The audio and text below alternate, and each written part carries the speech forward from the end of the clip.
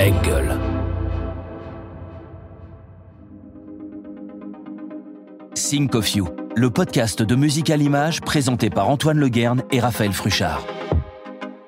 Bonjour, je suis Raphaël Fruchard et avec Antoine Leguerne, nous vous proposons un nouvel épisode de Think of You, un podcast où nous parlons musique à l'image avec des compositeurs, des réalisateurs, des superviseurs musicaux.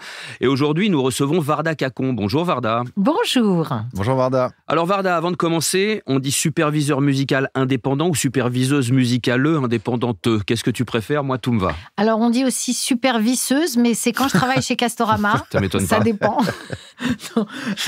Non, on dit ce qu'on veut. Hein. Bon, on dira Varda en fait, pour la suite. Mais... Souvent, on dit music supervisor. Ouais, ça règle le problème. C'est plus glamour. Au générique, il y a marqué quoi quand on met supervision musicale. D'accord, donc comme ça, voilà. Je vais te présenter rapidement avant d'entrer dans le détail, parce qu'il y a quand même une grosse présentation à faire. Tu es musicienne de formation, tu commences ta carrière professionnelle dans l'accompagnement, le management d'artistes et l'édition indépendante. Tu rentres ensuite chez Polydor pour t'occuper entre autres des artistes comme Lara Fabian, Eddie Mitchell, MC Solar, Paul Persson, Morane, Maxime Le Forestier. 3 petits points parce qu'il y en a beaucoup. T'occupes ensuite la fonction de directrice du service artistique et production de BMG, où tu t'occupes d'artistes comme Superman Lover, Patrick Bruel, Rock Voisine, Enzo, Laurent Voulzy. Et puis en 2004, tu prends la casquette d'indépendante en édition et production. C'est également à cette période que tu réalises tes premières supervisions musicales avec Les Tricheurs, Skate or Die ou encore JCVD de Mabrouk El Mechri. C'est une véritable success story. Après, c'est la cascade. Les films arrivent dans tous les sens. On a commencé à compter avec Antoine. On s'est arrêté à 200 parce que déjà ton site n'est pas mis à jour, je crois. Donc, on s'est arrêté à 200 films, ce qui est absolument colossal. Des séries, des films, et on n'avait plus assez de doigts pour compter. Tu travailles en binôme avec Yona Azoulay, dont tu nous parleras, parce qu'on se demande avec Antoine comment tu fais pour faire autant de films. Est-ce que j'ai dit des bêtises ? Est-ce qu'il y a des choses que tu as besoin d'ajouter ? Parce que c'était assez complexe, je t'avoue, de résumer tout ça en si peu de temps. Alors, juste la petite correction que j'apporterai, c'est que avant de travailler en major, j'étais producteur indépendant de disques. Et ensuite, j'ai travaillé en major, puis je suis redevenue une indépendante. Mais j'ai d'abord commencé comme producteur indépendant. Très bien, c'était ça qui était un peu confus. C'est très très bien que tu le précises. Et justement, on est là pour que tu nous racontes ça un peu en détail. On aime bien comprendre dans Think of You d'où viennent nos invités et quels ont été leurs points d'entrée justement avec la musique et le cinéma. Donc, est-ce que tu peux nous dire un petit peu, nous raconter un peu le début ? Quel est ton point de contact avec la musique quand tu es jeune ? Alors moi, je suis ce qu'on appelle une enfant de la balle. Mon papa a créé dans les années 65 le Bateau Ivre, qui est un grand bastion de la chanson française. Donc j'ai réalisé il n'y a pas tellement longtemps que quand j'étais petite fille, je faisais les auditions le mercredi avec mon père pour savoir quels artistes allaient être programmés pour passer dans la cave du Bateau Ivre. Et donc j'ai commencé ma vocation de directeur artistique quand j'avais 5 ans. Et donc, j'ai écouté ça, voilà. Donc, mon père est musicien. Il recevait les artistes. Il recevait les artistes et les choisissait, puisque le Bateau Ivre, c'était un cabaret dans lequel il y avait donc des artistes qui passaient dans la cave. Il y avait un spectacle tous les jours. Voilà, mon père, il est chansonnier, il chantait au Bateau Ivre, il a tourné dans le monde entier dans le circuit des Alliances françaises. Il représentait la poésie française à l'étranger. Donc, moi, j'ai commencé la musique avec lui, j'étais toute petite. J'ai commencé à chanter, je devais avoir 5-6 ans. Puis, il s'est trouvé qu'on a estimé que j'avais des dispositions. Donc, je suis rentrée dans une école de chant classique qui s'appelle la Schola Cantorum quand j'étais assez jeune. Et puis, j'ai eu un premier prix de la Schola Cantorum quand j'avais 18 ans. Et puis, après, les choses se sont enchaînées. J'ai assez vite réalisé que je n'avais pas envie de devenir chanteuse d'opéra. Pour quelle raison ? Parce que, je sais pas, j'ai travaillé un petit peu dans ce milieu-là et puis ça ne m'a pas énormément plu. J'avais envie d'un truc plus dynamique, j'étais jeune, je trouvais que ça demandait d'avoir une vie de nonne, il fallait se coucher à 7 heures, pas attraper froid, tout ça. Et moi, j'avais un petit peu envie de sortir jusqu'à 4 heures du matin. T'as été traumatisée comme beaucoup par le solfège, l'enseignement classique ? Non, au contraire, c'est une base importante et c'est aujourd'hui, je pense que le fait d'avoir une formation de musicienne m'aide énormément dans mon métier pour communiquer avec les artistes avec lesquels je collabore. Mais pas forcément dans le classique, donc justement... non, mais peu importe, la musique, c'est la musique. La musique, c'est la musique. Oui, mais puis c'est le fait d'entendre qui compte. Bien sûr.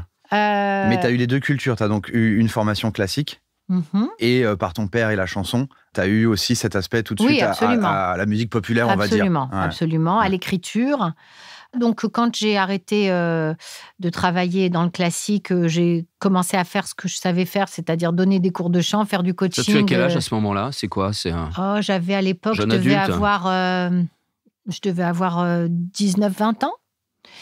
En parallèle de la Schola Cantorum, j'avais fait aussi le Studio des variétés, qui était à l'époque pas du tout le modèle de maintenant, mais une école de formation qui était subventionnée par le ministère de la Culture et la SACEM, où ils prenaient des promotions je crois qu'on devait être une quinzaine par promotion.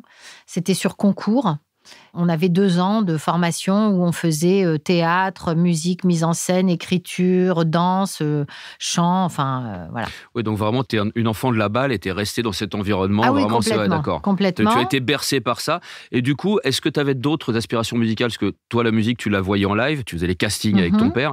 Est-ce que tu avais d'autres musiques de chevet ? Est-ce que tu écoutais d'autres choses un peu que la musique de concert que tu écoutais ? Ou ça te suffisait à te nourrir ? Bon, j'ai toujours écouté beaucoup de musique et beaucoup de choses très variées. Je me suis jamais cantonnée à un style. En fait, je crois que mon métier central, c'est la direction artistique, et que les directeurs artistiques, je pense que leur base, c'est de mettre en valeur un artiste à partir du moment où il est arrivé à maturité, mais quel que soit le style. Parce que quand on est un bon directeur artistique, on ne peut pas signer des artistes en fonction de ses propres goûts ou collaborer avec des artistes en fonction de ses propres goûts. Il faut aider les gens à aller où ils ont envie d'aller, eux, à partir du moment où on estime qu'ils sont arrivés à maturité de leur art. Alors, je suis d'accord avec toi, mais entre 15 et 20 ans, quand on fait de la musique, on est assez intransigeant. On a quand même des vrais choix. Ou toi, tu t'es sentie tout de suite ouverte ? Tu avais tout de suite une grande ouverture ? Non, moi, j'ai toujours été assez... éclectique. Oui. J'ai jamais... J'étais très touchée par l'émotion des artistes que je recevais, quel que soit le style. Que ça soit, je sais pas, du hard rock, de la variété, de la pop, du hip-hop, peu importe. Quand j'étais confrontée à un artiste qui avait cette puissance que, en fait, le mec, il est arrivé à maturité de son art et c'est comme un fruit qui tombe de l'arbre. C'est le truc ou une fleur qui explose, quoi. Et ça m'a toujours bouleversée. Quand quelqu'un arrive avec le bon morceau ou la bonne chanson au bon endroit, au bon moment, moi, ça me fait vibrer, ça m'éclate. Mais de la même manière en musique de film, hein. Absolument. C'est la même chose. Tu te souviens d'expériences de cette époque-là où justement tu as des noms qui t'ont resté ou juste dans ces années-là, d'artistes qui t'ont marqué ? Bien sûr. Après, il y a l'ouverture à n'importe quel style, et puis après, il y a la rencontre humaine, parce que on travaille avec quelqu'un... C'est ça, c'est le fait que tu assistes au live. C'est-à-dire que j'allais te poser cette question, tu aurais écouté les mêmes titres ou les mêmes artistes sur des vinyles, des cassettes ou des CD, mais il n'y en avait pas à cette époque-là. Est-ce que tu aurais eu la même émotion en écoutant le titre, ou est-ce que c'est le fait de le voir en live ? Bien sûr, il y a le live, et puis il y a aussi l'écoute, parce que quand on écoute pour la première fois une grande chanson, on se la prend dans la figure pareil que le live. Enfin, moi, je ressens ça. Après, des expériences, des artistes que j'ai croisés avec qui m'ont impacté, avec qui j'ai eu une relation forte, il y en a énormément et dans des styles ultra variés, quoi.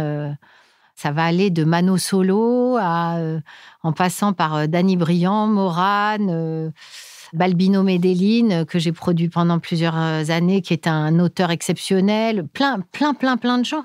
Ça, on va y revenir après. On essaye de rester sur tes premières années et sur ce qui a fait de toi, après, justement, la personne que tu es devenue professionnellement. En fait, à l'époque, je travaillais je faisais de la direction vocale en studio, je donnais des cours de chant et je travaillais beaucoup comme choriste parce que j'avais besoin de gagner ma vie. Puis le hasard de la vie a fait que par un copain... j'ai rencontré Danny Briand qui cherchait un producteur et on a commencé ensemble en fait. J'étais producteur de musique par le fait de ma formation, mais je n'avais jamais travaillé comme producteur de musique. Et donc, nos destins se sont croisés. C'est comme ça que tu commences dans l'industrie musicale en indépendant. Exactement. Donc voilà, j'ai commencé comme indépendante et puis j'ai eu la chance que le premier album de Danny marche très fort. C'était lequel ? Il y avait quel titre dessus, rappelle-nous ? Suzette. Et donc, c'était une expérience incroyable. Au départ, il n'y avait aucun tourneur qui voulait le faire tourner parce que les gens pensaient que c'était un coup d'été qui allait... voilà, donc on est parti, lui, 2 musiciens et moi, dans une Renault Espace et on a fait tous les clubs et toutes les petites salles de France. Enfin, on a vraiment appris, lui et moi, notre métier sur le terrain. Et donc, je produisais les clips, je produisais les disques. Artistiquement, tu devais être donc à te sentir assez solide puisque tu avais cette formation musicale. Et au niveau du business de la musique, tu as appris sur le tas, du coup. Oui, exactement. C'est ça Exactement. À la dure. Bien sûr, à la dure. J'ai appris sur le tas et en prenant des claques à des moments. Quand tu sillonnes toute la France en bagnole avec ton artiste pour aller faire toutes les petites scènes, c'est ce qu'on appelle à la dure. Voilà, t'apprends ça et puis t'apprends aussi à travailler avec des maisons de disques qui sont pas toujours bienveillantes dans leurs contrats, qui te mettent des petites, qui t'envoient des petites cartouches quand elles peuvent, tout ça. Et puis la vie fait que t'apprends. Et comment ça s'est passé donc avec Dany, par exemple? Donc c'est toi qui as structuré justement sa signature. Tu l'as accompagné pour signer. Tu l'as accompagné sur l'ensemble déjà. J'étais son producteur. T'étais son producteur. Okay. T'avais monté une société du coup. Voilà, j'ai monté une société. Puis comme ça marchait plutôt bien, j'ai pris des locaux, j'ai monté mes studios d'enregistrement. Et puis voilà. Puis on est parti pour 3 albums. Donc après il y a eu l'album C'est toi. Après il y a eu l'album Quand je vois tes yeux. Ça qu'on a fait combien de temps du coup? À Cuba 7 ans. On a travaillé 7 ans ensemble. Et toujours, donc là, tu étais toujours indépendante? Toujours indépendante. Alors, quel est le déclic alors qui va se passer derrière? Ce qui s'est passé, c'est que après le premier album de Dany, j'ai rencontré un autre artiste qui s'appelle Didier Sustrac. Donc, j'ai produit aussi Didier. Et puis, il y avait une chanson qui s'appelait Tout seuls les hommes qui a marché pas mal. Et du coup, les majors, quand elles cherchent à recruter, elles regardent un petit peu ce qui marche chez les indépendants. Donc, en fait, c'est comme ça que je me suis fait débaucher. J'étais au 2e album de Dany et au premier album de Didier quand Polydor est venu me chercher. Donc, je suis rentrée chez Polydor et j'ai négocié avec eux de pouvoir garder... je n'avais plus le droit de signer de nouveaux artistes puisqu'ils m'engageaient pour diriger la prod de chez eux, donc de signer les artistes uniquement pour eux. Mais je leur ai demandé si, comme j'avais déjà ces contrats avec ces 2 artistes, est-ce que j'avais le droit de garder ces 2 artistes et d'aller au bout de mes contrats. Donc le 3e album de Dany, celui qu'on a fait à Cuba, où il y a Quand je vois tes yeux, Une fille comme ça et tout ça, je l'ai fait, je travaillais déjà chez Polydor. Mais sinon... Et tu l'as gardé en tant que productrice indépendante. Voilà, exactement. Okay, donc tu faisais la production et pour Polydor sur d'autres artistes. Tu n'as même pas ramené Dany Briand là-bas? Si, tu as ramené... Non, j'étais en licence chez Warner. D'accord. Non. Tu disais que les maisons de disques n'étaient pas forcément toujours bienveillantes juste avant. Quand tu rentres dedans, tu as la volonté d'essayer d'être un peu plus bienveillante avec les artistes? Tu as des obligations de résultat. Comment tu gères ça? Écoute, je crois que le parcours des gens et leur réputation parlent d'eux-mêmes. Je crois pas avoir dans ce métier une réputation de quelqu'un qui s'est mal comporté avec qui que ce soit. Après, voilà. Non, c'est bien évidemment pas ce que je te demandais. On a un témoignage. Non, c'est justement la question, c'est comment tu as réussi, en rentrant dans une turne comme celle-ci, de faire en sorte que tu arrives à maintenir la personne que tu étais, la manière que tu avais d'appréhender les artistes, même si on t'appelle pour ce que tu fais. En fait, si tu veux, il y a un truc simple, c'est que quand le succès est là, parce que il s'est trouvé que quand je suis rentrée chez Polydor, j'ai signé beaucoup d'artistes qui ont vendu beaucoup de disques. Quand le succès est là, ça te donne une légitimité qui fait que finalement, tu as on va dire une petite insolence qui fait que tu dis, moi, c'est que ça va être comme ça que je veux que ça se passe. Donc voilà. Chez Polydor, finalement, tu avais une certaine indépendance aussi? Ah, complètement. J'ai eu la chance d'avoir des patrons qui me faisaient confiance et qui voyaient que, voilà, on signait des artistes qui marchaient, et les artistes étaient heureux, les artistes qui étaient dans la maison avec lesquels on travaillait, ça se passait bien aussi, voilà. C'est à l'époque de Polydor que Yona a commencé à travailler avec moi. Elle était mon directeur artistique des musiques urbaines. Yona qui est toujours ta collaboratrice aujourd'hui. Toujours. On en reparlera quand on parlera de la supervision. Ton quotidien, c'était quoi du coup là-bas chez Polydor? C'est-à-dire que tu avais tout ce boulot à faire, tu avais Yona qui travaillait déjà avec toi. C'était quoi ton quotidien du coup? Le quotidien d'un directeur du service artistique d'une major, ça veut dire tu t'occupes de tous les artistes importants qui sont déjà au catalogue quand tu arrives.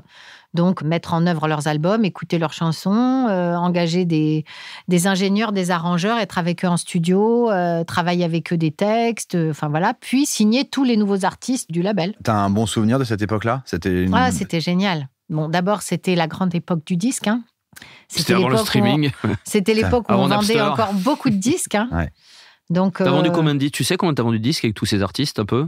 Non, honnêtement, j'ai jamais fait le calcul, mais Lara Fabian, je pense qu'on a fait 2 millions d'albums. Mano, le groupe de rap breton, on a fait 2 millions d'albums. L'album de Passer ma route de Maxime Le Forestier, pareil, on a dû dépasser le million. Enfin, les 2 millions. Les petits poèmes de Brassens, pareil. J'ai fait tellement Donc de choses. Tu es sur disque de platine, diamant, tout, t'en as dans tous les sens, j'imagine. Oui, enfin, c'est surtout les artistes qui les ont. Ouais, mais c'est toi qui faisais leur direction artistique, hein, c'est toi qui les accompagnais. Oui, enfin, donc c'est important. Un artiste ne peut être bien que si on est bienveillant avec lui et que si on l'accompagne correctement, sinon c'est plus compliqué. Oui, alors après ça, je ne suis pas sûre que ce soit vraiment une règle absolue. Il y a beaucoup d'artistes qui ont été entourés de gens nocifs et ça ne les empêche pas de faire des carrières ou d'être des immenses artistes. La base, c'est le talent de l'artiste. S'il n'y a pas le talent de l'artiste, on ne peut rien faire. Mais il est moins heureux. Ah, certainement, oui. Non, mais c'est sûr que quand il est entouré avec des gens qui comprennent là où ils doivent aller aussi. Qui essayent de l'aider à aller là où il a envie d'aller et qui l'entourent du mieux qu'ils peuvent, oui, c'est sûr que c'est bien. Oui, ça peut être un gain de temps, un gain aussi de fluidité, d'énergie. Et puis, c'est quand même des artistes qui ont besoin de cet accompagnement. La maison de disques et justement les directeurs artistiques ne sont pas juste des passe-plats ou des... Non, bien sûr, c'est important. Il y a un jeu de miroir aussi au moment où l'artiste crée son album. Il a besoin d'échanger avec quelqu'un. Il a besoin de soumettre des maquettes, des chansons, d'échanger, de dire est-ce que tu penses que ça c'est bien ? Est-ce que dans quelle couleur il faudrait qu'on aille, etc., etc. Et puis, il y en a qui ont des visions tout à fait tranchées et claires de ce qu'ils veulent et qui ont besoin de très peu d'aide. Ça dépend, il n'y a aucune règle, en fait. Chaque artiste et chaque album a son karma.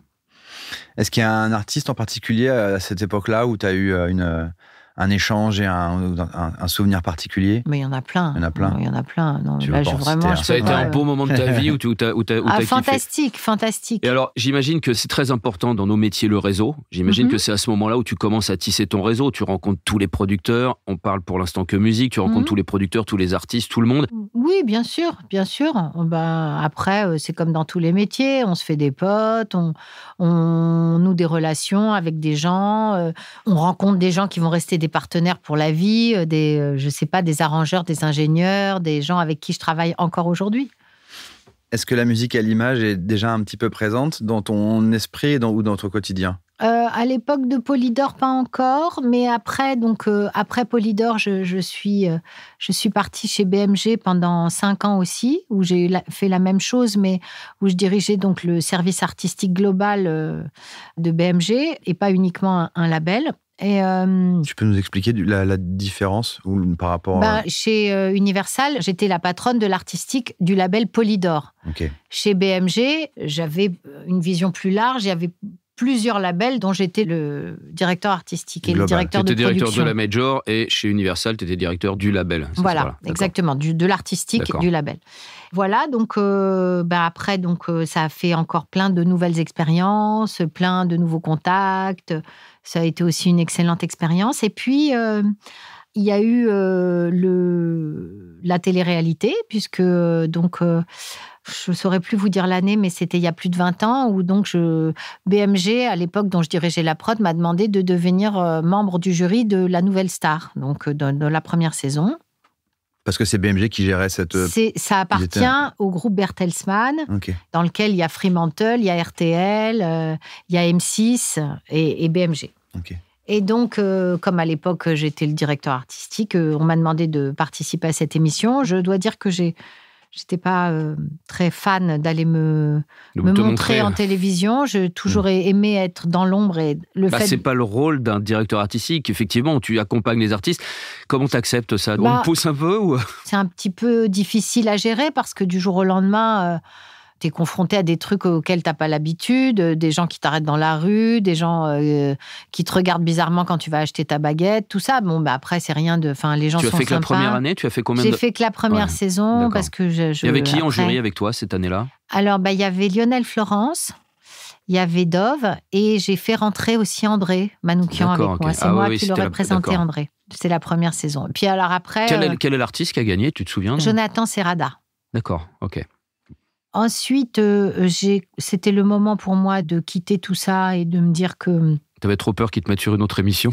Non, j'avais pas trop peur qu'ils me mettent sur une autre émission. J'avais surtout réalisé que le disque était un petit peu arrivé en bout de course et qu'il était temps pour moi, après 10 ans en major, de revenir à ce que j'avais toujours voulu faire, c'est-à-dire la musique à l'image.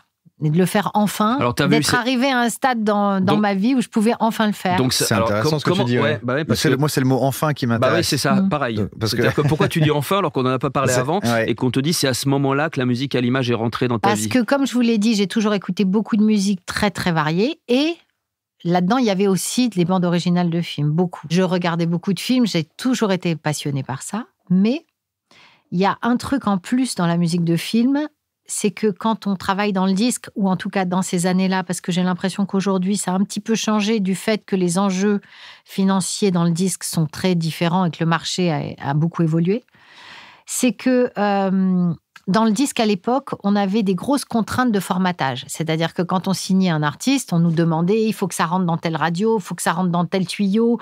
Donc, c'est une contrainte artistique. Et en musique de film, il n'y a pas ça. C'est-à-dire qu'en gros, en musique de film, à partir du moment où le réalisateur, il est content de ce qu'on fait, même si on a envie de faire de la musique avec des choux-fleurs et que ça marche à l'image, mais tout le monde s'en fout. Je veux dire, la liberté artistique, elle est immense. Le cahier des charges est moins épais. On peut prendre des risques énormes si on le souhaite. On peut faire des choses très créatives, très inventives. Il n'y a pas la notion du formatage. Tu le sais quand tu commences, ce que tu viens de dire, ou alors tu le réalises après? Parce que tu as dit, je peux enfin me travailler. Non, quand je dis enfin, ce ne serait pas juste de dire enfin parce que j'ai adoré mon époque dans le disque et ça a été des années absolument merveilleuses où j'ai appris tellement de choses. Bien sûr. Ouais. Non, c'est plus que enfin, c'est aussi. J'ai ensuite quitté les majors pour me dire voilà, maintenant je retourne dans ma boîte puisqu'en fait ma boîte je ne l'avais jamais lâchée. Je retourne dans mes bureaux et je me consacre. T'avais lâché tes bureaux quand même, rassure-moi. T'avais même pas lâché tes bureaux? Non. Non. Mais c'est les bureaux que tu as toujours aujourd'hui? Oui, c'est mes bureaux. Oui, j'avais mes artistes qui avaient continué, tout ça. Donc, même si après, j'avais fini les albums avec Dany et avec Didier, j'ai produit Balbino Medellin après avoir quitté les majors. Donc, j'ai toujours continué. Donc, je suis retournée dans mes bureaux avec quand même une très grande envie de faire de la musique à l'image. Mais c'était un milieu que je ne connaissais pas, un réseau que je n'avais pas. Qui est très fermé. Très fermé. Et je pensais que comme j'avais une certaine notoriété dans le disque, je pensais que ça allait être très simple, que j'allais prendre mon téléphone, que j'allais appeler des producteurs de cinéma ou de télé et qu'on allait m'ouvrir la porte très facilement, d'autant que c'était un métier totalement inconnu quasiment en France. On devait être 2 à le faire. J'allais te poser la question. 2 ou 3 à le faire. C'était vraiment... ça commençait à peine à rentrer dans les habitudes du cinéma et de la télé en France. Comment faisaient-ils avant, alors, s'ils n'avaient pas de superviseurs musicaux? Comment ils faisaient? Ils se débrouillaient, ils faisaient... Ils appelaient des compositeurs qui se débrouillaient eux-mêmes et des fois ils clearaient en catastrophe des morceaux parce qu'ils savaient pas tellement comment ça se faisait. Enfin, c'était un peu compliqué. Puis il y en avait d'autres qui avaient peut-être des services en interne qui traitaient ça. Je sais pas comment ils faisaient. Tu te souviens qui étaient les pionniers superviseurs et superviseuses musicales? Valérie Lindon, qui avait commencé. Qui d'autre à l'époque? Peut-être Pascal qui commençait, Maillère. C'était donc tout jeune. Ouais. Et alors ton premier projet, donc parce que tu t'aperçois que c'est pas si simple de passer des coups de fil, dire bonjour monsieur le producteur. Non, c'est pas que c'est pas si simple. C'est-à-dire qu'à partir du moment où tu quittes le circuit de la major, où en gros quand tu as dirigé 2 des plus grosses majors de Paris, tout le monde te parle, tout le monde te répond, et du jour au lendemain, t'as plus personne qui répond aux mails. Ça fait plaisir de voir qu'on est tous pareils. On en parlait en prenant un café là-haut. Voilà. Donc, du jour au lendemain, tu te prends des portes dans la figure. Et tu ne comprends pas. Tu dis, mince. Ça a été assez compliqué pendant, on va dire, je dirais 3-4 ans. Ah, quand même. La reconversion, elle a pris 3-4 ans. Oui. Et ton premier projet arrive comment, alors? Tu te rappelles de ce que c'est le premier? Oui, je me rappelle. Le hasard. En fait, quand je produisais Dany, j'avais collaboré à une série d'M6 où Dany avait chanté le générique. Enfin, on avait mis une chanson dans leur générique série. Et on me donne le contact. Une amie me connecte avec le producteur d'une série. Elle lui dit, ça serait bien que tu la rencontres parce qu'il cherchait un producteur musical. Et puis, j'arrive dans le bureau de ce monsieur qui me dit, mais on se connaît, on a travaillé ensemble sur la série à l'époque. Et puis, c'est parti comme ça. C'était quoi la série, tu te souviens du nom? Ça s'appelait Les Tricheurs. Donc c'est la première chose que tu fais, c'est le démarrage de cette belle aventure. Quoi. Ouais. Et tu t'occupes de quoi et sur puis cette série? très vite, ça enchaîne. Tu t'occupes de quoi sur cette série? De produire la musique. La musique originale et de la synchro? Absolument. La supervision musicale. La supervision, c'est déjà un package global? Oui, absolument. Okay. Absolument. Ouais. C'est quoi les nouveaux challenges pour toi à ce moment-là? Parce que tu as vu quand on appelait pour des clearances dans les maisons de disques, tu as vu comment on produisait, mais tu sais tout faire, des besoins qu'il y a dans une bande-son et dans un film. Quels sont les nouveaux challenges qui s'ouvrent à toi, là où tu te dis, merde, ça, je savais pas qu'il fallait que je fasse ça, je savais pas comment gérer ça, à part aller trouver les clients, bien évidemment. C'est ce que j'allais te dire. Le plus gros challenge à ce moment-là, c'est le commercial. Parce que le métier, c'est le même, en fait. Aider un artiste à accoucher de son album ou un producteur ou un réalisateur à accoucher de sa musique de film, c'est pas très loin comme travail. Parce que les intervenants sont à peu près les mêmes, parce que les étapes d'échange sont, comme tu dis, il y a de la synchro, il y a des achats de droits, il y a de la production de musique originale, mais la production de musique originale, je fais ça depuis toujours. Donc tu as les skills. En produisant un album, on produit de la musique originale. Tu as le savoir-faire, tu as les talents, il manque que le commercial, et c'est ça. 3 ans, mais c'est bien, 3 ans. Alors comment tu as pu t'accrocher pendant 3 ans là-dessus? C'est grâce justement à tes artistes que tu faisais sur ta production indépendante? Parce qu'il faut tenir 3 ans quand même quand on s'en va. Oui, bon, après, quand tu as été un gros producteur de disques, quand tu as dirigé la prod de 2 grosses majors et tout ça, tu as un tout petit peu assuré tes arrières, tu as un peu de quoi voir venir. Pendant T'es pas parti 4 ans, comme ça, tu galères. Pendant 4 ans, tu galères à créer ton nouveau métier, mais tu as quand même de quoi manger. Même si c'est les mêmes skills, c'est quand même pas exactement les mêmes personnes non plus. Et ça, pour le coup, t'es à l'aise tout de suite. Les gens de la musique et les gens du cinéma ont pas les mêmes façons de communiquer, les mêmes codes. Ça te pose pas de problème, tu t'acclimates vite. Je dirais même que dans le cinéma et la télé, comme ils sont un peu moins sur le syndrome de la mode et du formatage que dans le disque, au contraire, ça se fidélise plus vite la clientèle. Parce que quand tu as un bon chef de poste, que ça soit un bon décorateur, un bon costumier ou un bon superviseur musical, tu le rappelles. Donc, en fait, les portes d'entrée du superviseur musical, elles sont assez larges. Tu vas avoir un producteur avec qui tu travailles, ça se passe bien, il te rappelle. Un réalisateur avec lequel ça s'est bien passé, qui change de producteur, mais il t'emmène avec lui. Un compositeur avec lequel tu as travaillé, qui a aimé travailler avec toi, qui dit à son prochain projet, « Oh, ça serait sympa si je pouvais avoir elle. » Et ainsi de suite. Donc, ça fait la boule de neige, c'est l'effet boule de neige. Des directeurs de prod avec lesquels tu as une bonne relation et tout ça. Et puis, il faut aussi dire une chose, c'est que je venais d'un milieu où, grâce à l'expérience que j'ai pu avoir en major, je me suis formée dans des champs très variés qui étaient la direction artistique, la direction de production, donc gérer également les finances d'une prod, et le juridique. Et c'est pas rien, parce que du coup, d'abord, en travaillant en major, on a la chance d'avoir des gros services juridiques ou des gros services financiers qui vous accompagnent, donc on apprend énormément. Avec des grosses contraintes en plus. Donc, Et du coup, quand tu arrives sur le marché de la supervision musicale et que ton client il comprend assez rapidement que quand il t'engage toi, il règle 3 problèmes, il paye qu'une seule personne, mais il a 3 postes qui sont réglés. C'est quand même pas négligeable. Et tout le monde n'avait pas la chance d'avoir cette formation-là.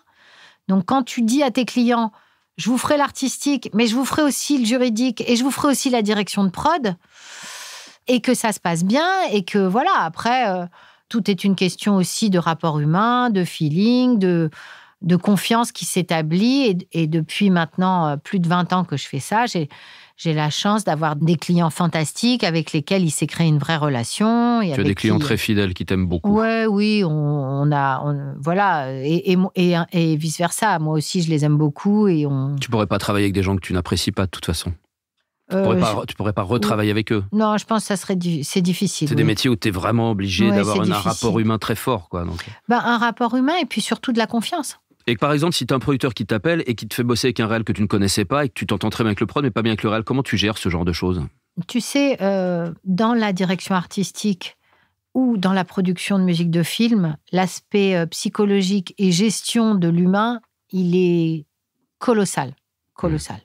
Donc, si tu as un réalisateur avec lequel il n'y a pas un bon feeling, tu dois te débrouiller pour trouver un moyen de communiquer avec lui, pour lui donner confiance, pour le faire changer d'avis sur la relation qu'il a avec toi et lui montrer que finalement tu es là pour l'aider et pas pour l'emmerder. Voilà, mais...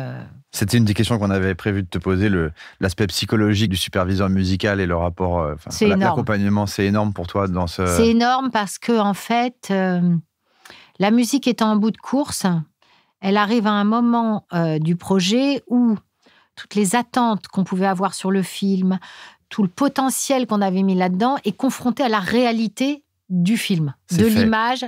Là, maintenant, c'est comme ça. Donc, une scène qu'on pensait, elle allait être drôle, des fois, elle n'est pas drôle. Un montage qui c'était censé être fluide, c'est pas le cas, tout ça. Et la musique, elle arrive à ce moment-là. Donc, elle arrive à un moment où, des fois, c'est douloureux parce qu'on se dit, attention, là, dans pas longtemps, c'est pour l'éternité que ça va être comme ça. Donc il y a l'angoisse du truc qui va finir. Et puis tu as l'impression de pouvoir toujours rechanger une synchro, retravailler une musique, alors que l'image, elle est figée, le montage... Exactement. On a beaucoup d'attentes là-dessus. On en parle souvent avec Raphaël en publicité, parce que c'est pareil. Ici, on construit des bandes-son pour la publicité, et on concentre, en fait, c'est exactement comme tu viens de le décrire, mais donc c'est vrai pour la publicité, c'est vrai pour un long-métrage, pour une série. La musique est le dernier endroit où il y a encore une action possible pour les créateurs. Mais on est en bout de course, et on a cristallisé toutes les angoisses d'avant, de la fin, du montage, du traitement de l'image, de la lumière, de tout, du jeu des acteurs, tout ça. Tout ça, c'est une dose des fois de stress et d'angoisse qui s'est accumulée. Et nous, on arrive en bout de course et on est là pour dire, attention, là, dans 5 minutes, on va finir et ton film, il reste comme ça pour l'éternité. Moi, faut pas lui dire ça. Non, mais j'ai l'impression, souvent, c'est drôle parce que, et on en parle effectivement souvent avec Antoine, en publicité, j'ai souvent l'impression, on a le talent, on a les compétences, donc tu les as, tu parlais juridique, administrative et artistique, tu as ces compétences-là. À la limite, c'est presque devenu instinctif, mais est-ce que finalement, c'est pas plus de la psychologie et un rôle d'interface que tu dois faire? Oui, bien sûr, mais de toute façon, le psychologique dans cette histoire a une place immense. Parce que, comme dans toute relation humaine, si la confiance s'installe, on parle des choses, on parle aussi des choses qu'on n'a pas réussi à faire. Et donc, est-ce qu'on accepte de les laisser comme elles sont ou comme elles ne sont pas, etc., etc. Donc, il y a tout l'impact d'apprendre à vivre avec les fantasmes qu'on avait fait sur ce projet. Le projet a généré dans nos esprits à tous des fantasmes qui vont se confronter au mur de la réalité. Ce mur de la réalité, il va se confronter au mur du son. Joli. Mais t'es pas du coup le vilain petit canard, t'as pas l'impression de dire merde, alors que tu sais bien qu'ils ont eu les mêmes galères tout au long de l'histoire du film, puis ils arrivent là et t'as pas parfois ce sentiment de dire merde, je n'arrive pas à aller là où ils voulaient que j'aille, je suis le vilain petit canard qui leur empêche d'assouvir leurs fantasmes finalement. Alors, moi, j'essaye surtout de me transformer en bonne fée. Donc, au contraire, j'essaye que ce moment... Dans l'histoire du petit canard, c'est en signe blanc. J'essaye surtout que ce moment soit le moins douloureux possible. C'est-à-dire qu'au contraire, leur dire là, maintenant, ça va être que du kiff, que du bonheur. On va mettre de la musique sur ces images et ça va être merveilleux. Et puis, honnêtement, très souvent, c'est le cas. Heureusement. C'est toujours un équilibre aussi entre justement un pragmatisme et servir l'émotion, entre la réalité économique ou sur les synchros en particulier, sur ce qu'ils peuvent faire ou pas faire. Donc tu peux avoir écrit un film en mettant des tubes qui coûtent des millions, qu'on n'a pas les moyens de se payer, et il faut accepter d'en faire le deuil. Ou qui finalement ne fonctionnent pas à l'image. Exactement. Donc à un moment donné, il faut en faire le deuil, accepter autre chose. Et oui, mais ça fait partie du jeu. Et c'est ce qui est intéressant dans ce métier, justement, aussi. Oui, après, c'est un peu comme... le plus grand challenge de la vie, c'est d'apprendre à vivre en paix avec soi-même. C'est pareil, pour un réalisateur, c'est d'apprendre à vivre en paix avec son film. Qui a le dernier mot en général? Quand tu as justement comme ça quelque chose que tu peux pas avoir ou qu'on peut pas faire, le producteur veut aller là, le réalisateur veut aller de l'autre côté. Qui a le dernier mot en général? Il n'y a pas de règle. En général, c'est le réalisateur ou la réalisatrice qui ont le final cut, ce qui est normal.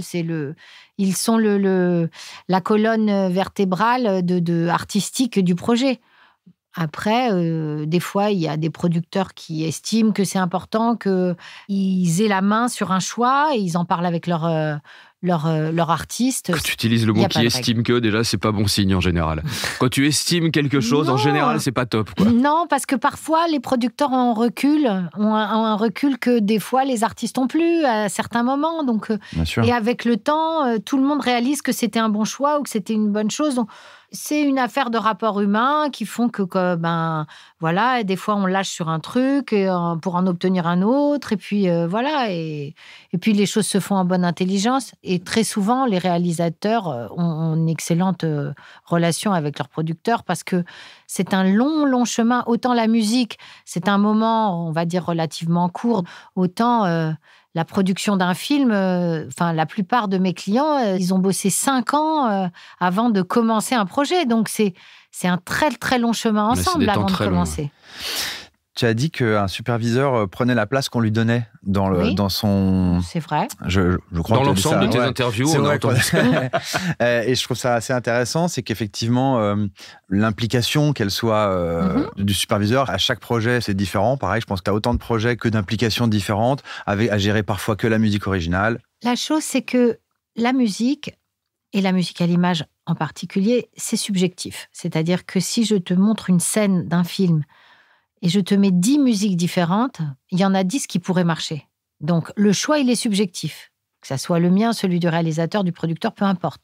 Notre impact artistique de choix à l'image sont des choix subjectifs. Et moi, on me paye pour cette subjectivité. On estime que ma subjectivité est intéressante et c'est pour ça qu'on m'engage. Bon. Pareil pour les réalisateurs, pareil pour les producteurs. Donc, à partir du moment où c'est quelque chose de très subjectif, si tu mets 10 personnes devant une même séquence, tu vas avoir 10 avis différents. C'est possible. Voire 15. Exactement. Donc, quand je dis je prends la place qu'on me donne, c'est-à-dire que quand un réalisateur et un compositeur ont un dialogue hyper fluide entre eux, que ça roule, qu'ils font des choses, j'ai pas besoin de me mettre au milieu pour leur dire « Ah oui, mais moi, je pense que tout ça ». Je suis pas là pour faire inspecteur des travaux finis non plus. Moi, je suis là pour aider les gens à aller là où ils ont envie d'aller. Et donc, en particulier, le réalisateur et le compositeur. Quand c'est fluide leur dialogue, je mets mon énergie ailleurs, sur les synchros, ou alors ils attendent de moi un retour en confrontant avec moi des histoires de spotting, d'endroits où la musique doit démarrer, où elle doit finir, de style, de choix de son. Mais en tout cas, de par mon parcours, je ne veux pas obligatoirement m'imposer en disant attention, faut absolument tenir compte de mon avis. Mon avis compte si on a envie qu'il compte. On t'a appelé pour ça quand même. Hein. Donc en théorie, on a envie que tu aies un avis quand même. Hein. Puis on te rappellerait pas. Il y a ce que tu viens de décrire et également, je pense que c'est un métier aussi qui prend différentes formes en fonction du projet. J'imagine que parfois sur certains films ou certaines séries, tu vas t'occuper juste de la clearance par exemple et de synchro. Ça, c'est assez rare finalement. C'est assez rare et j'accepte de moins en moins les missions séparées parce que j'estime que la musique d'un film, c'est... Tu vois, t'estimes. C'est en entier. Oui. C'est en entier parce qu'en fait, quand tu as une synchro qui va rentrer dans du score et qui va sortir dans autre chose, de l'autre côté, le score re-rentre dans autre chose, tout est lié. Il y a des histoires de tonalité, de tempo, de style, il faut que ça matche. Donc, si tu fais qu'une partie de la mission, tu n'as pas la vue d'ensemble. Et souvent, ça fait des trucs hybrides qui sont moins cohérents. Donc, moi, j'aime mieux avoir la chance d'avoir l'ensemble. Et il se trouve que je suis arrivée à un stade de mon métier où j'ai un peu le choix, où j'ai quand même pas mal de sollicitations. Donc, voilà, si je peux éviter de faire les trucs en morceaux, j'évite. Mais c'est quoi que tu préfères dans le travail ? C'est aller trouver les synchros ou c'est le score ? Par rapport à ton expérience ? Alors ça, je peux pas te répondre parce que ce que je préfère, c'est livrer la musique du film comme le réalisateur l'entend. C'est beau. Donc voilà. Bah ouais, c'est beau, ce que tu veux. Voilà, moi ce que je veux, c'est que c'est créer une œuvre composite qui plaise à tout le monde et apporter ta pierre à l'édifice. Beaucoup de synchro ou beaucoup de score, c'est le choix du réalisateur. Moi, je suis là pour l'accompagner à aller au plus près de son rêve. Après, le reste, c'est mon travail de le faire. Waouh, je comprends pourquoi tu travailles beaucoup. T'as d'ailleurs travaillé sur des films où il y avait que des synchros. Dis-moi si je dis des bêtises. Le Giannoli. Il y en a beaucoup. Oui. Illusions perdues. Les Illusions perdues, il n'y a que de la synchro. Il n'y a pas de musique originale. Ouais. Et c'est quand même agréable de faire ça, justement. C'est génial. C'est génial. Parce que c'est génial de travailler avec Giannoli, déjà. Est-ce qu'il y a justement des projets ou des rencontres qui t'ont particulièrement marqué ? Plein, oui, bien sûr. Des films dont tu es très fier ? Plein de films dont je suis très fier. Tu kiffes ton boulot, en fait ? Bah oui. Bah, c'est cool. Ça suffira pas plein. Moi, je me lève. Mais si on peut, c'est ce qu'on appelle la langue de bois. Mais au-delà de ça, on regarde tout ce que tu viens de dire précédemment, on sent le vrai plaisir Moi, que tu as. Moi, je me lève le matin de mon lit en sautant de rire, de joie d'aller travailler. On peut poser la question autrement, ne serait-ce que pour parler du dernier sorti. Monsieur Aznavour. Monsieur Aznavour. Si tu veux, de l'extérieur, effectivement, ça paraît assez titanesque comme travail, que ce soit en termes de ça l'était, mais c'est que du bonheur. C'est exceptionnel. Mais titanesque ne veut pas dire pénible, effectivement, mais en termes de volume, par exemple, est-ce que ça, c'est un projet particulier ? C'est énorme, c'est colossal, ouais. C'est énorme. C'est énorme en clearance, c'est énorme en fabrication, c'est énorme en préparation, de s'immerger dans l'œuvre de l'artiste. C'est énorme. C'était passionnant. C'est énorme. Tu as participé, j'imagine, au travail vocal pour les reprises, etc. Oui, tu as accompagné... Oui, bien sûr, accompagné le comédien qui a eu un coach avec lequel il a travaillé d'arrache-pied. Tahar a fait un travail exceptionnel. Et tu as eu quel rôle là-dedans ? C'est toi qui as trouvé le coach ? C'est lui qui a trouvé le coach ? Non, le coach était déjà, quand je suis arrivée sur le projet, il était déjà engagé et Tahar avait déjà commencé à travailler avec lui. Et tu as participé un peu à ce travail-là ou pas ? Ou c'était vraiment leur partie, c'était avec le réal et le coach ? Non, Tahar a travaillé en direct avec son coach. Après, j'étais avec lui en studio quand on enregistrait. Mais... T'as dû avoir les poils, là, ça devait être super. Ah, c'est fantastique. Non, mais c'est ce projet. Où est-ce que vous avez enregistré ça, d'ailleurs ? Je ne sais pas où est-ce que vous avez enregistré, dans quel studio ? On a enregistré dans plusieurs endroits. On a enregistré à Ferber, on a enregistré à Guillaume Tell. On a beaucoup enregistré. Tu te rends beaucoup sur les tournages encore ? Je me rends quasiment jamais sur les tournages. Jamais sur les tournages. Mon travail se passe surtout avant et ensuite après. Pour recommencer le travail que tu as fait avant. Non, c'est-à-dire qu'en fait... Non, mais ça, c'est un truc intéressant à expliquer aux gens qui vont entendre tout ça. C'est que quand tu travailles sur la musique d'un film, tu as la musique dont ils ont besoin pour tourner, qui va être ce qu'on appellera la musique in. Donc, les séquences qui font que la musique joue déjà. Les séquences dans une discothèque. Un mec qui marche dans la rue, qui fredonne une chanson, une scène de fête où les gens dansent et chantent, un artiste qui chante, un morceau qui passe à la radio, etc., etc. Tout ça, c'est ce qui est in. Mais tout ça, je dois le fabriquer avant que ça tourne. Pour avoir les droits, c'est ça, pour avoir les droits ou pour le fabriquer. Parce que il est généralement recommandé de ne pas enregistrer en live pendant le tournage, mais d'avoir enregistré avant et on fait un genre de playback sur le tournage afin de faciliter le montage ensuite pour que le son soit toujours le même. Donc ça, c'est une très grosse partie de mon travail. Ensuite, ils tournent, où là, ils ont plus tellement besoin de moi pendant assez longtemps. Ensuite, le montage commence et là, c'est la deuxième partie, c'est ce qu'on va appeler la musique qui accompagne l'émotion du film, le score, on va dire, qui n'est pas in, mais qui accompagne, qui est l'histoire, qui se pose par-dessus l'histoire. Et donc là, c'est le score. Et là, c'est un travail avec un compositeur, un réalisateur. On va faire un spotting, on va décider où est-ce qu'on met de la musique, est-ce qu'on accompagne telle séquence avec telle émotion. Et ça, c'est la deuxième partie de mon travail. Est-ce que le métier a évolué depuis que tu as commencé ? Quelles sont les nouvelles manières de travailler, et particulièrement avec l'arrivée des plateformes ? Alors, le métier n'a pas évolué en tant que tel dans la façon de fabriquer ou de faire. Ça reste la même chose. Je dirais qu'il y a deux choses qui ont évolué. La première, c'est le regard sur notre métier de superviseur musical, étant donné que maintenant, c'est devenu quand même quelque chose qui commence à rentrer un peu dans les normes. Il y a beaucoup de gens emploient des superviseurs musicaux, ce qui n'était pas le cas quand j'ai commencé. De ce point de vue-là, ça a évolué. Je pense que les producteurs sont maintenant assez conscients que c'est un poste important dans une production. Et ensuite, les plateformes, ça a fait que le rythme s'est accéléré beaucoup pour livrer. Donc, souvent, les plateformes, elles peuvent produire des unitaires. Donc, ça, c'est à peu près comme n'importe quel film de cinéma ou de télé. Mais quand c'est des séries, les délais sont très courts, ça s'accélère, tout ça. Donc ça demande une mise en place d'équipe et de travail un petit peu particulière.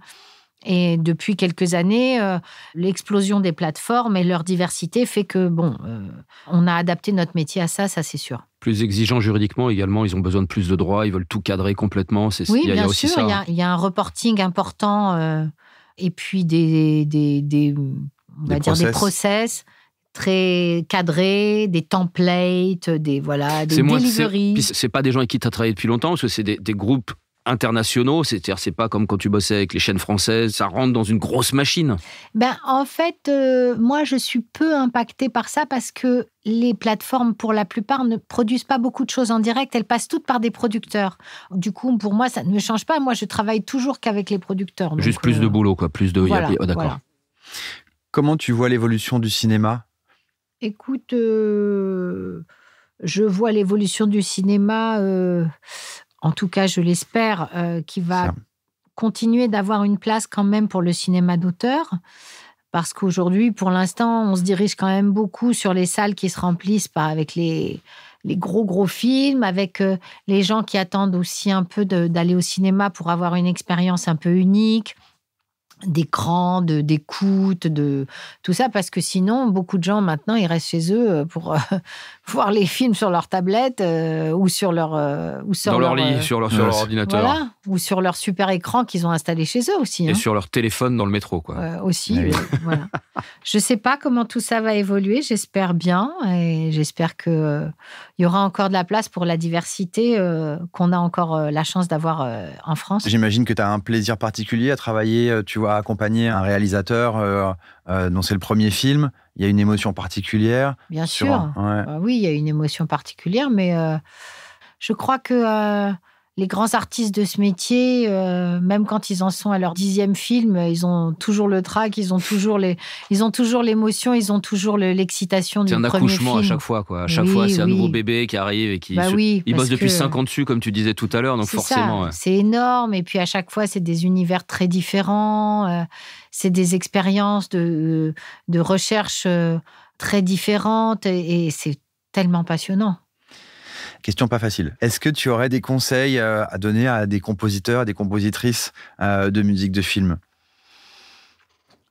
La porte d'entrée d'un compositeur ou d'une compositrice, c'est le réalisateur. Donc, moi, le conseil que je donne aux jeunes compositrices et compositeurs, c'est d'essayer assez vite de rencontrer des jeunes réalisateurs qui font leur premier court-métrage pour essayer de créer avec eux une relation de confiance et de partenariat qui pourra évoluer avec le temps quand ces réalisateurs feront après leur premier long-métrage. Ça, c'est sur la partie relationnelle et sur la partie artistique. Est-ce qu'il y a une qualité particulière pour un compositeur pour s'adapter musicalement et répondre à cet exercice qu'est la musique de film ? Pour moi, il n'y a qu'un conseil à donner, c'est travailler. Enfin, c'est parce que plus tu es formé, plus tu es au maximum de tes capacités et de ton art, plus tu pourras répondre à ce qu'on va te demander. Donc, rester éveillé, avoir les oreilles grandes ouvertes, s'intéresser à tout, se former, apprendre, jamais arrêter d'apprendre, jamais. Et est-ce que justement, tu penses que cette nouvelle génération de compos a ces capacités ? Est-ce que tu te dis pas, comme parfois on critique les jeunes, on dit « ils travaillent pas, gna. Est-ce que tu penses qu'ils ont encore cette envie, cette volonté et qu'ils sont assoiffés de travail ? Il y a des gens exceptionnels. La nouvelle génération de compositeurs, c'est fantastique.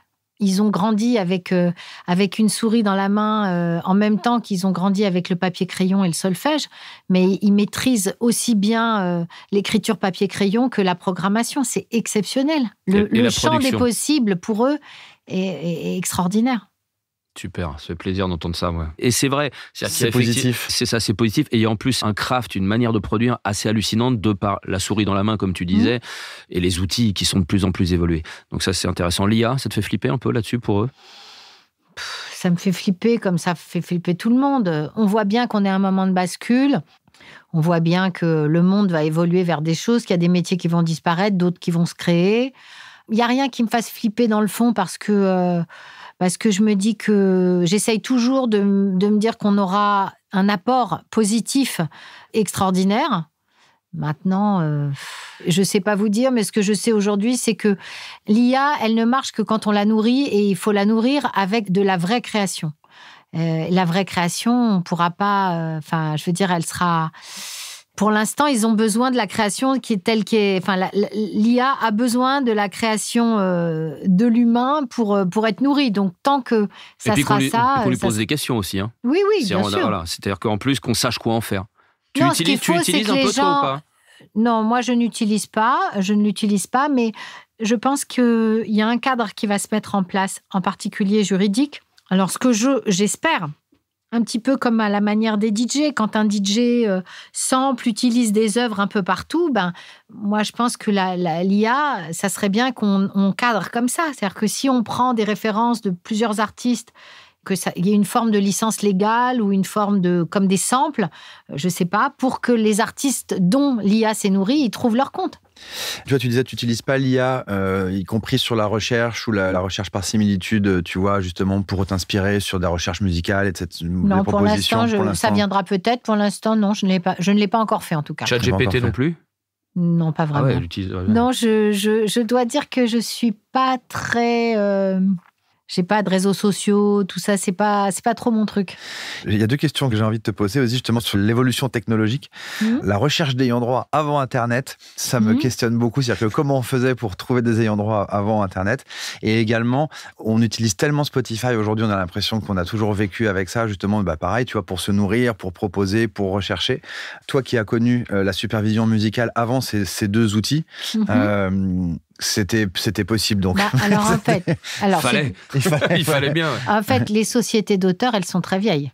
Donc, que ça soit la SACEM, le BMI, la SCAP, tout ça, ils existaient avant Internet. Donc, tu les interrogeais, eux ? Oui, on leur passait des coups de fil, on les appelait au téléphone. Il fallait être courageux. Hein.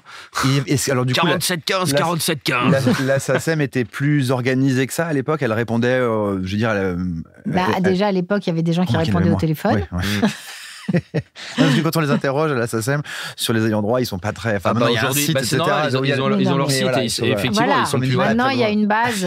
Ils ne répondent plus au téléphone. Il y a une base qu'on peut consulter en ligne, mais Absolument. avant, non, il y avait un gros service de renseignement. Il y avait un service de renseignement. Et pour les masters on interrogeait les maisons de disques. Les maisons de disques, pareil, avec le téléphone. Là, comme on le fait maintenant. On allait les voir à pied.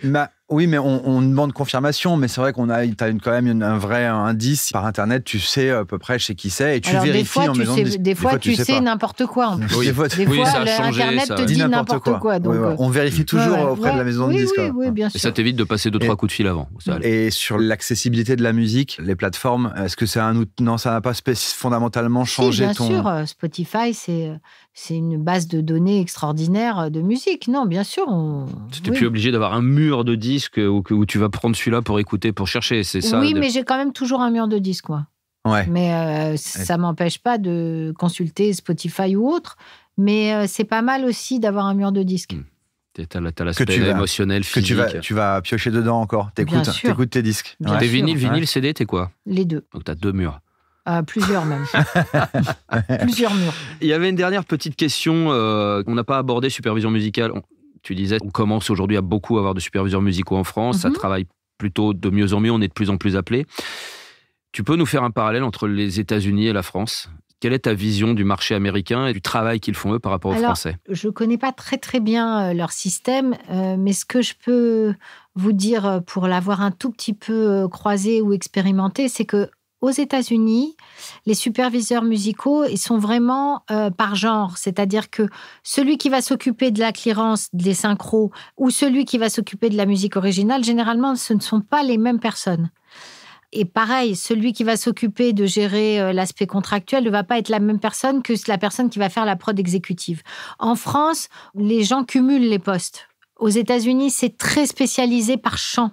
Donc, c'est pas du tout pareil. Et souvent, il y a 3 ou 4 superviseurs musicaux dans les films aux États-Unis, alors que chez nous, il y en a qu'un. Okay. Et pourtant, ça marche plutôt pas mal, parce qu'il y a de très belles choses. Et tu disais tout à l'heure, j'aime bien, moi, et je refuse de plus en plus maintenant de ne pas faire et la synchro et le score. Comment ils arrivent, à ton avis, à... Oui, mais ils bossent en équipe. Ils bossent en équipe. Ouais. T'as pas un head-off qui va aussi... Ils sont 3 ou 4 à bosser ensemble. Ah d'accord, on appelle la structure qui... D'accord, ok. Et donc en fait, ils ont juste plus de personnel. Ouais. Voilà, oui. Et d'ailleurs, souvent, dans les génériques des films américains, il y a plusieurs superviseurs musicaux, il n'y en a pas qu'un. T'as jamais été tenté, toi, ou appelé pour un projet US ? D'abord, tu ne travailles pas comme ça aux États-Unis. Aux États-Unis, il y a une forme de protectionnisme qui fait que si tu veux travailler aux États-Unis, il faut avoir le droit d'y travailler. Il m'est arrivé de travailler sur des projets franco-américains, donc de collaborer avec des producteurs américains. Oui. The Eddie. Voilà, absolument. Mais sinon, non, effectivement, mes clients sont des producteurs français. C'est une histoire d'argent, tu penses aussi? Parce que tu aimerais bien avoir, j'imagine, quelqu'un chez toi qui s'occupe du juridique, quelqu'un qui s'occupe de ci, de ça, et toi de chapeauter un peu tout ça. Alors moi, j'aimerais pas parce que je suis un petit peu... j'ai un peu du mal à déléguer. Voilà, j'ai un petit peu du mal à... Je me sens rassurée que quand je suis dans... Quand j'ai la vision globale du truc, que ça soit après, moi tu sais, ou avec Yona... on peut travailler avec des gens avec qui tu arrives à communiquer très bien. C'est le cas avec Yona. Yona, c'est la même que moi, elle fait la même chose que moi, et alors nous, on est tout à fait en confiance, elle et moi. Donc vous êtes sur des projets différents, vous n'êtes pas en complémentarité sur un projet? On est en complémentarité sur un projet. Comment vous articulez votre boulot? Tu sais, tu sais même pas, c'est instinctif. On est copié-collé. On est copié-collé. D'accord, ok. Comment tu reçois un film sur lequel tu as travaillé? Écoute, c'est la récompense un peu quand c'est fini. Déjà, quand tu vas en studio enregistrer des musiciens, c'est la récompense. Après, quand tu vois le film terminé, mixé, que tu es dans la salle avec tout le monde, c'est quand même... c'est la récompense. C'est génial, c'est l'aboutissement, c'est fantastique. Après, la seule chose que tu as plus, c'est le recul sur le film. Des fois, tu sais plus si t'aimes tout, s'il y a des trucs que t'aimes pas... T'as plus de recul parce que tu l'as vu 700 fois, le film. Est-ce que ça t'est arrivé de voir un film, pas immédiatement après, mais quelques temps après, dire « Merde, comment j'ai fait ça ?» Et est-ce que je serais capable de le faire comme si tu voyais un autre film où t'as pas travaillé et dire « Waouh, le mec là, ou la nana, elle a super bien bossé. Est-ce que j'arriverai à faire ça ?» C'était déjà arrivé de revoir des productions que tu as faites et de te dire ça? Non, pas trop. Non, je me souviens. Non, c'est pas te souvenir. Non, mais quelquefois, c'est pas impressionné par le travail que tu as fait, mais tu te dis, parce que c'est de la magie, en fait, ce qu'on fait. C'est-à-dire que faire cette œuvre composite, c'est parfois des moments exceptionnels quand tu es en studio. Et si cette magie opère à tous les échelons du travail, quand tu regardes le résultat, tu es émerveillé par. Et tu te dis toujours, est-ce que je vais réussir à reconstruire ça? Parce que c'est de la magie à chaque fois. Alors, je mets un peu plus de beauté dans ma question. Ce que je veux, là où je suis d'accord avec toi, c'est vrai que comme tu travailles en kit, à des moments où tu as travaillé beaucoup avant le film, avant que ça tourne, après que ça tourne, tout ça, quand tu vois le film fini, tout est enchevêtré et tu vois le résultat final et tu vois le canevas global, tu vois comment tout s'est lié, les choses se sont liées les unes aux autres. Et effectivement, des fois, tu te dis « Waouh, quand même, hein, on a assuré. » Voilà.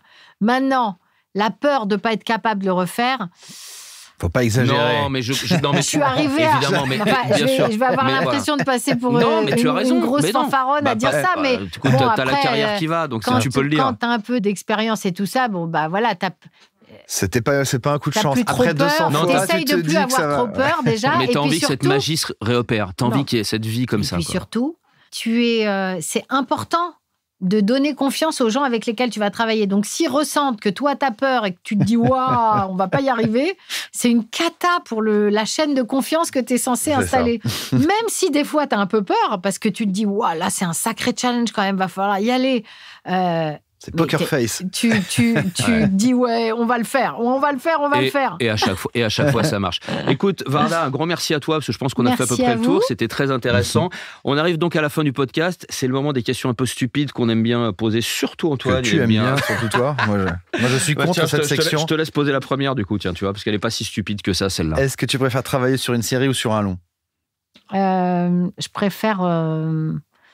Tu vois, c'est des questions cons, donc du coup... Non, c'est pas con du tout. Il y en a un qui a un temps plus long que l'autre, c'est pas pareil. Tu le disais toi-même tout à l'heure. Non, en fait, je peux pas vous répondre parce que moi, ce que j'aime, c'est travailler sur un projet avec un réalisateur, avec un compositeur. Non, je sais pas, je peux pas répondre. Tu peux dire, je sais pas. Non, mais je crois. Tu sais quoi? Au regard, si on va en avoir que deux. Au regard de toute cette interview, je pense qu'effectivement, les questions ne vont pas être adaptées. Il y aura peut-être Aznavour en passant pécho, histoire qu'on se marre un peu, qui sont deux films dont tu as fait la supervision. Les deux, c'était une super expérience. Ouais, mais nous, on est fans absolus de En passant pécho. Je comprends. On est des grands fans d'En passant pécho. Moi, j'ai pas encore vu Monsieur Aznavour, mais je peux dire qu'en passant pécho. Je comprends. Ce qui n'est pas le cas de tout le monde. Hein. C'est un film qui a été beaucoup critiqué. Moi, je me suis éclaté. Après, sinon, c'est les questions. Est-ce que tu préfères avoir des mains en mousse ou des pieds en chocolat? Mais celles-là, elles sont pas très intéressantes. Donc, je crois qu'on va passer outre les autres. Un grand merci à toi. C'était très instructif. Et moi qui ne te connaissais pas, c'était un grand plaisir. Merci beaucoup. Merci à vous. Merci de vous intéresser à mon parcours et à mon métier. Merci. C'était un plaisir. Merci.